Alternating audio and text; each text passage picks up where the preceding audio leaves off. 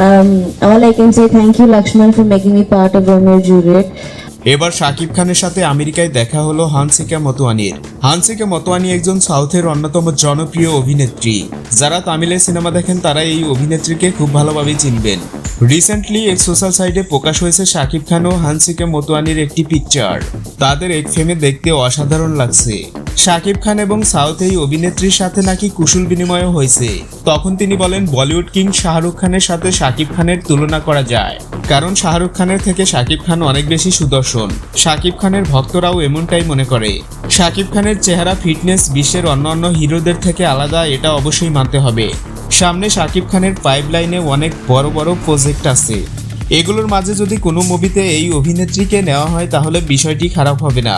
খুব শীঘ্রই শাকিব খান বলিউড এবং সাউথের সাথে কাজ করতে চলেছে। এটা আর এখন গুজব নয়, অলরেডি তার তুফান মুভিটি হিন্দিতে ভারতে মুক্তি পাচ্ছে। पूरा देश এবং তুফানের পর মুক্তি পাবে দরদ। এটি শাকিব খানের অন্যতম একটি ব্যতিক্রম সিনেমা। এই সিনেমায় তাকে সাইকো কিলার হিসাবে দেখা যাবে।